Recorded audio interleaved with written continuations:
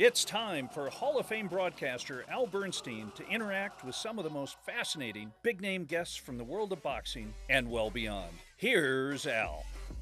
Hi, everybody, and welcome to the show. An episode that I have been looking forward to because we have a fascinating guest, a really delightful guy, Rex Chapman, former great basketball player at the University of Kentucky, a 12-year veteran in the NBA who had a distinguished career, and then someone who got in the news in a big way for his fall from grace because of an opioid drug problem, but a man who has rebuilt his life completely.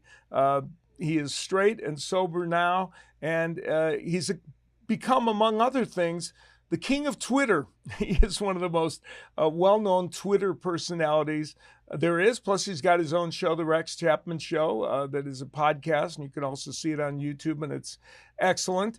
And so he has become, I think, rightfully so, a well-known personality again. And I wanted to chat with Rex about all these things, and I did so. Here it is. Rex, thank you so much for coming on the show. It's really a joy to get to meet you after tweeting with you. Well, it's more of a thrill for me. Thank you, Al, for having me on. I was looking you up. It's been a couple years ago, and we had a mutual friend. Your daughter and I have a mutual friend. Oh, no. Oh, Bonnie. Bonnie's actually not my daughter, believe it or not. No, strangely enough, everybody thinks she is, but she's a wonderful lady. You broke news here. Yeah, everybody thinks she is. Yeah. Okay, well, I was looking her up. I came across you, and I realized you've been on TV doing boxing for really as long as, I was probably 10 years old. I don't know, late 70s. 1980, yeah. 80. Yeah, so I was 13. But it was a different time back then, growing up in the late 60s, early 70s, 80s. You watched whatever sport was coming on. If right. It was a basketball game on the weekend, because it might be tape delayed, you watched it. If there was a boxing match on. And I just remember growing up, Cosell and Muhammad Ali, and then all the great heavyweights of that era. Yeah, that was the time when boxing was on over-the-air networks, and as you point out, when we were growing up, and you're younger than me, but during that era, you watch the Sports Spectacular and the ABC Wide World of Sports, and you would watch, and you'd see inevitably the great boxing matches were on there. Now, you mentioned the heavyweights. You actually had the thrill of meeting Muhammad Ali, didn't you? Yeah, it was really crazy. I being from Kentucky, I'd heard about him my whole life. Yeah. And, just found him just absolutely fantastic. Just listening to him and how brave and how wise. And then I was a freshman playing at Kentucky, playing basketball, and we played at Louisville my freshman year. And I had a pretty good game, and we beat them. And after the game, I went and did the press, or I was on my way to the press, and our SID said, "Hey, Rex Champ wants to say hi." And I said, "Who?" And I walked around the corner, and there was Muhammad Ali. And he said a couple things to me, and I promise I don't remember much of it at all. I just kind of had my jaw on the floor. Yeah. And then that whole day from that, it's a blur. But man, it was awesome. And then a few years later, about a year later, I entered the draft. And that was the 88 draft. And the night before the draft, we were going to see Spinks and Tyson. And we got there a little too late. The fight was already over. just a little bit late. Perfect. But man, I grew up, Sugar Ray Leonard and those great fighters, and Hearns and Hagler. But anyway, I'm a fan of yours as well, bud. Oh, well, I appreciate that very, very much. The interesting thing is, and I detailed at the beginning of the show, all the great things that you've done athletically, and the fact that all the dramatic things that have happened in your life for people to know who you are, and yet you probably are constantly bumping into people that are of another generation who know you as the king of Twitter. How is that it's got to be weird for them to just know you in that way? Yeah, it really is. I just kind of stumbled upon the social media Twitter stuff, and it's almost every day now that I will assume someone knows me from sports, and then I find out after talking to them for a little while that they only know me from social media, and it's pretty surreal. I remember being at the SEC tournament about a year ago or 2 years. And I went in, they had some interns working the credentials desk, 19 to 22-year-old college kids. And I saw a couple of them whispering. I hand them my ID and they say, Rex Chapman? I go, yeah. They go, the Twitter guy, right? And I went, yeah, I guess. Yeah, that's me. That's me. That's wild. You, of course, we talked about you, of course, were a great college and pro basketball player, and your pro career was excellent. But during that time, you suffered a lot of injuries, and finally, near the end of your career, was when they prescribed a lot of opioid drugs for you to take, and that led you to the issue that you had with opioids, and that hurt a chunk of your life. When did you realize that this was something that was just going to potentially derail things? Man, as you know, Al, and I talk about it pretty openly. You guys have it in boxing. It's everywhere. Football and horse racing, and it's every sport. And right. I had 7 surgeries my last 3 years of playing, and when I got done, I had an emergency appendectomy. Doctor prescribed me OxyContin. This is in the year 2000, and within about 18 months, I had never taken medicine before. I wanted to get off the medicine after the surgery so I could know how I felt, so I could get back out there and play. And so, for whatever reason, I took that medicine, and within 2 days, I was in love. Like it hit me in a way that it apparently hit some people. Yeah. And it took hold. And for about 18 months, at the end of 18 months, Danny Ainge of the Celtics, one of my buddies, he came to me and said, man, you look terrible. You're making terrible decisions. I wasn't living at home, 4 little kids. He said, you got to go away. You got to go to rehab. And I agreed to go. And at that point, I was taking about 50 pills a day, about 40 and about 10 OxyContin, just chewing them up, trying to get them into my system. And that started about a 13 or 14 year on and off battle with painkillers, in and out of rehab 3 times. And then in 2014, I got arrested. Was just really at my lowest point. I'd never been in trouble in my life, and this drug had just sort of taken over. And my kids are getting a little older. They're teenagers at this point. And man, I just really had to do some soul searching and try to be humble, and went to rehab. And fortunately at that point, I took it seriously. I looked into, started trying to be a little more introspective, see what was propelling me, what was guiding me, pushing me to not really deal with my feelings and emotions and stuff. So I'm here almost 7 years later, and off of pain medicine. Medical marijuana has helped me tremendously. That was beneficial to you, huh? Very beneficial. After so long on opioids, and I went for about a year with nothing, and it was really difficult. It was,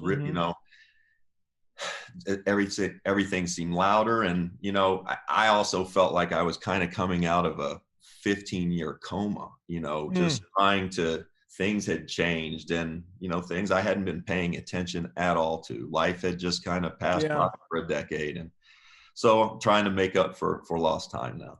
Well, and you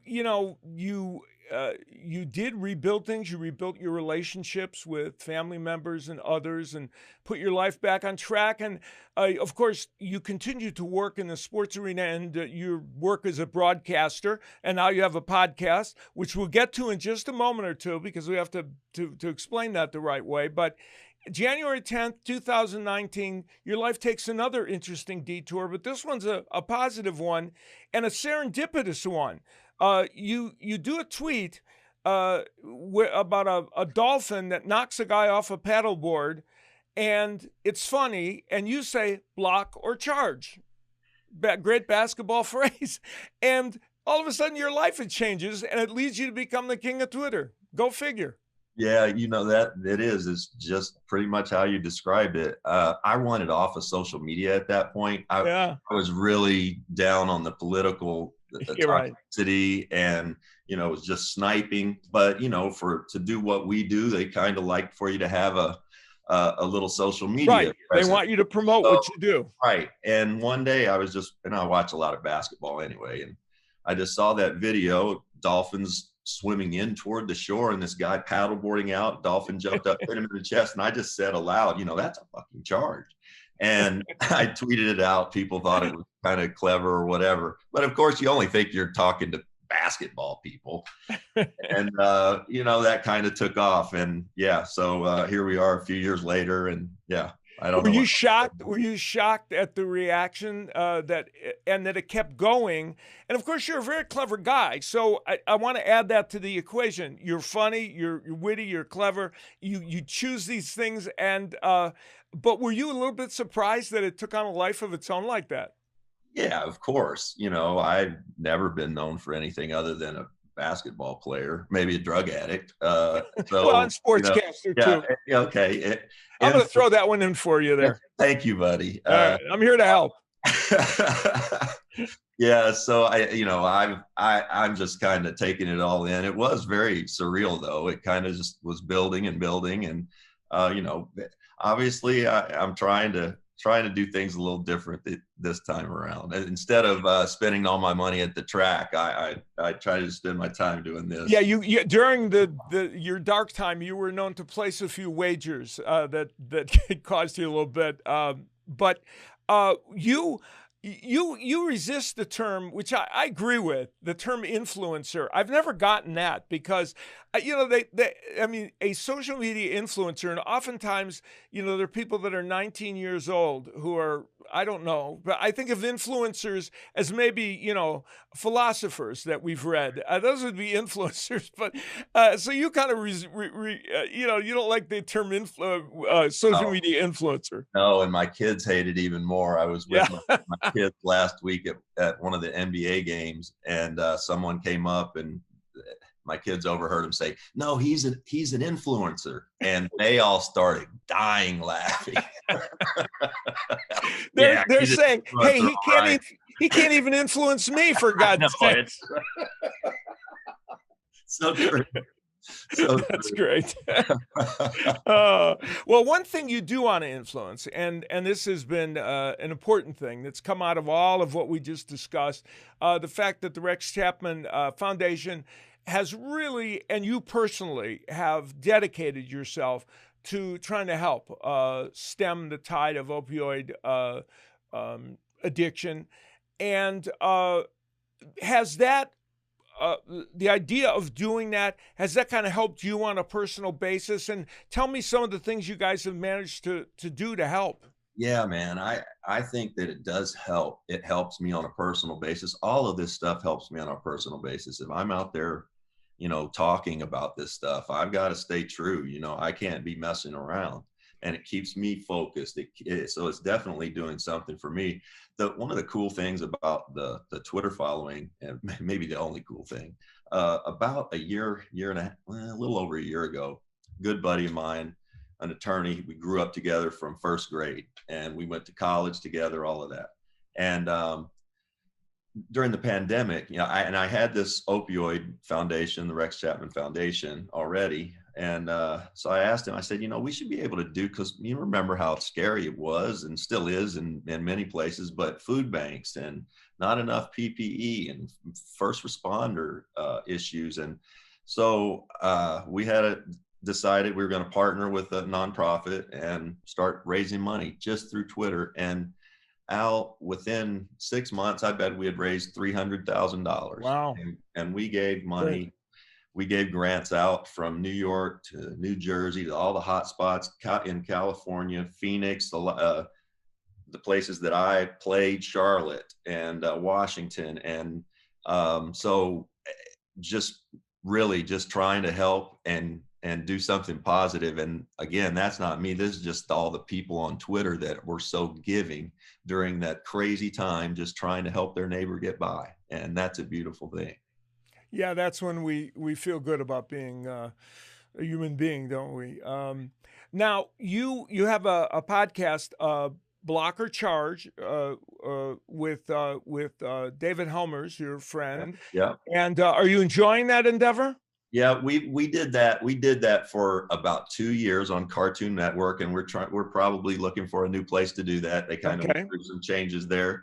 But then I've got another podcast with a good buddy of mine named Josh Hopkins, who's an actor. I'm sure. Oh yeah, that's right. That's the other one I was going to point out. Yep, he was in The Perfect Storm and Quantico, and he's been in every other Law and Order forever. Beautiful looking guy. I don't want to talk about him too much. He'll get the big head.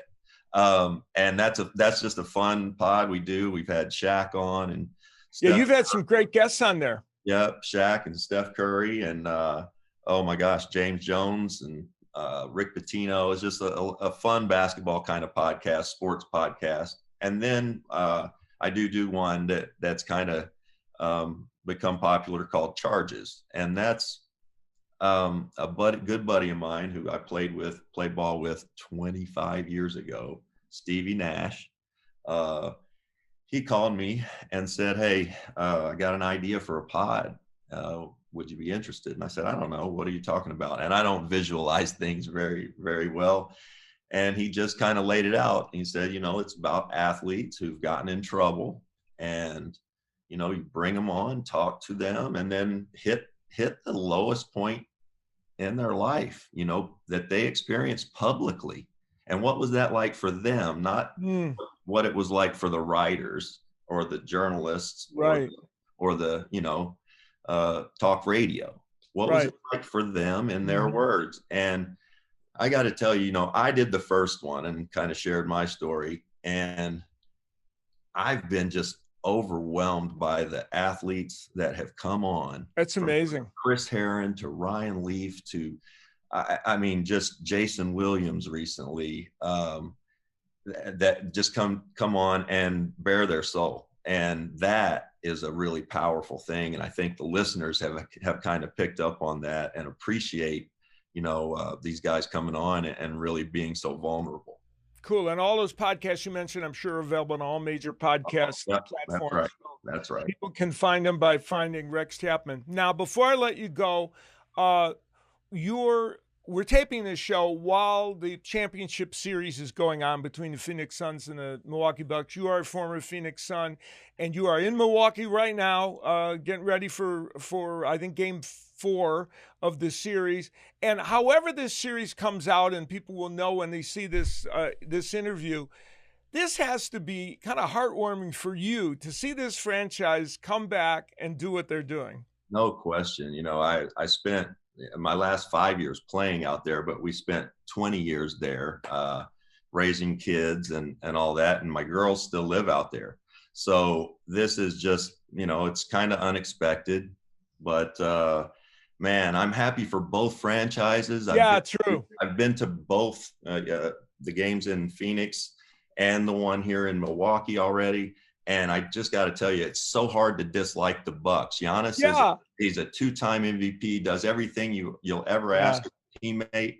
Drew Holiday doesn't have a flaw in his game. Chris Middleton is kind of like a bigger Joe Dumars. He just, it's a good analogy. And is nice to you while he's doing it. And then the Suns, what a story. Man, I just think obviously I kind of pull for the Suns, but I wouldn't care if this series went 7 games. I'm happy for the fans. That's the best part, really. That two franchises that being really in an arena too, but being in an arena with fans out. It's we took a lot of stuff for granted. I think that has been just magic in both cities. Absolutely. You're absolutely right. And that's, I'm happy for both these franchises and certainly for you and the Suns. One last question. Uh, you had a wonderful athletic career. And of course, it ended on kind of a sour note because of what it led to because of the drug addiction. But I'm hoping the answer to this is yes. Can you still look at the joy of your athletic career without it being tainted by the last part that went south? I'm curious to know. I'm getting better at doing it. Was it hard for a long time? It's been hard, but it's not just how it ended. I was I looked at myself, I was a McDonald's All-American and a McDonald's All-American in college. And then, kind of the next step for me is NBA All-Star. And so I was I was voted on one year, the year Michael went to play baseball. And the day they told me that morning I'd made the All-Star team, that day I dislocated my ankle in the game. I woke up at home with a cast on my leg, still in my uniform, and seeing where I'd been replaced in the All-Star game on TV. So, just all athletes, I think, are a little bit crazy. And I tend to harp on the things that I didn't achieve more than I do the things I did, probably. And I'm getting better. It's hard. It's a hard thing not to do, and you did have those unfortunate injuries during a good portion, and you were a very gifted player, obviously, and while you did have a very solid professional career, I'm sure it's hard to look back sometimes, but we all enjoy it. I was a big fan. I loved watching you play, and I'm sure millions of others did as well. So you can take that. Put that, at least tuck that away as one thing. Rex, I really enjoyed talking to you, and I appreciate what you're doing now. You have a funny line. You say we're bringing people together one stupid video at a time, or one funny video at a time, and that's exactly what you're doing, and I think that's great. That's good, buddy. It's just a fun community of people, kind of safe haven to come and kind of commiserate for a little while. All right, good luck. And I'm telling you, I'm a big fan, buddy. Keep doing what you're doing. Thank you so much. And good luck with all the podcasts. And thanks again. Thanks, bud. Take care. This part of the show is brought to you by Showtime, the home of Showtime Championship Boxing and ShowBox. So that was my chat with Rex Chapman. Hope you enjoyed it. Rex is a delightful guy, as you saw, and a very interesting man as well. Oh, did I say interesting man? That describes my co-host, Trip Mitchell. Trip, how are you? I am doing great, Al, and I'm at the Al Bernstein Vacation House in the Outer Banks of North Carolina. And you didn't loan me the Al Bernstein jet, but the house is perfect. Thank you very much. There you go. I'm here to help. I'm here to serve and protect. That's good. You're having a good time down there. That's very nice indeed. We are. We've got three great questions, and let's start with the literary one and go from there. How's that? Okie dokes. Okay. One of our wonderful viewers just said, Al, I recently bought and thoroughly enjoyed Jerry Eisenberg's, a guest on the show, book, Once There Were Giants. I was curious what your favorite books written on the sweet science, other than your own excellent book, of course. Well, I don't know if mine stacks up against a lot of the great books in boxing, but I will tell you one that I really, really, really love. It's called The Ghosts of Manila, and it's written by Mark Cram, who was a fantastic writer at Sports Illustrated. He's since passed away. And it's all about Ali Frazier and that great fight and other things about them. And much as Jerry Eisenberg's book talked a lot about Ali and Frazier, and he was a man who knew both of them very well, Mark Cram did a spectacular job in writing this book. So I strongly urge people to get it. That would probably be maybe my number one pick. Does boxing lend itself to great literary works?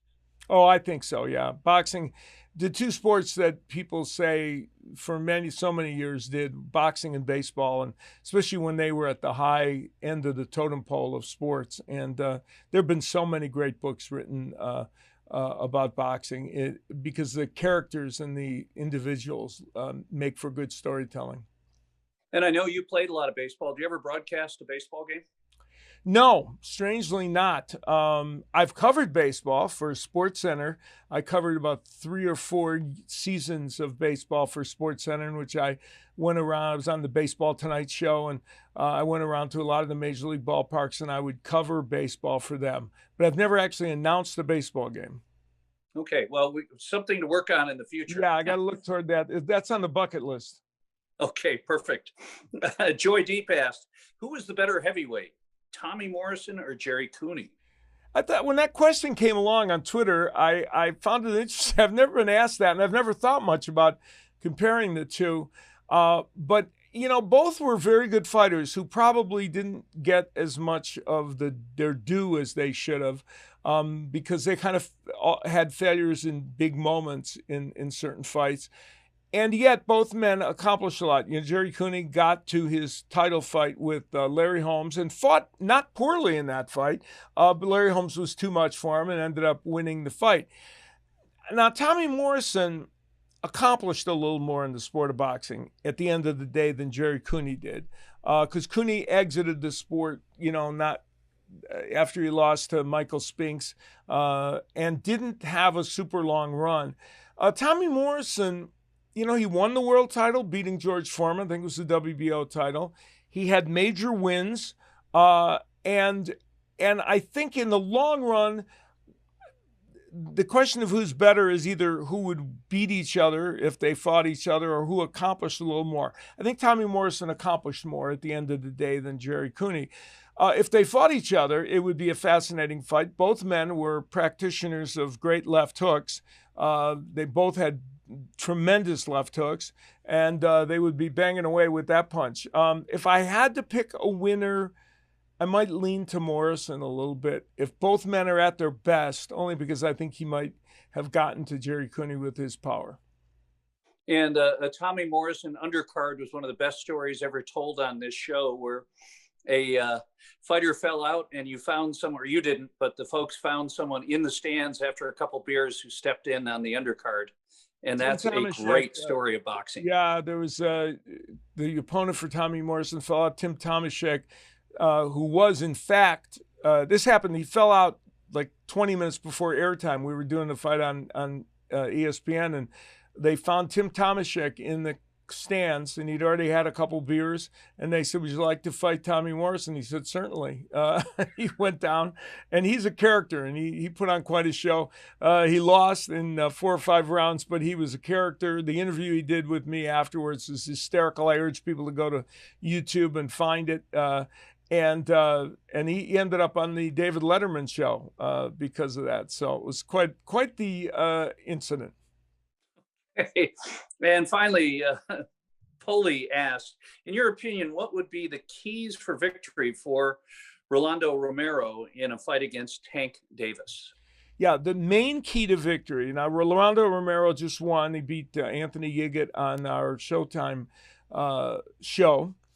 The main key to victory for Rolando Romero right now would be to not take a fight with Gervonta Davis. After the fight, Rolando Romero said he wanted to fight Tank Davis. They are, interestingly, under the same promotional umbrella of Mayweather Promotions. I just don't, he is nowhere near being ready to fight Tank Davis. Rolando Romero is a pretty good lightweight, potentially 140-pounder, who has a very, very low-level title, which is not, you know, those you can't figure out anyway. They're not really titles of note. And he's figuring out his way through the sport. And he has a lot of power, and he's a character, and he's a very interesting guy. But he should not be fighting Tank Davis. There's no doubt about that. So I'll just leave that one there. We hope you enjoyed our show. I hope you enjoyed the chat we had with Rex Chapman. And Trip, enjoy the rest of your trip down there. Okay, and maybe we'll give away a week at the Al Bernstein Vacation House to one of our viewers. How's that? We'll do a special trivia question for that. All right. You take care, everybody, and we will see you next time.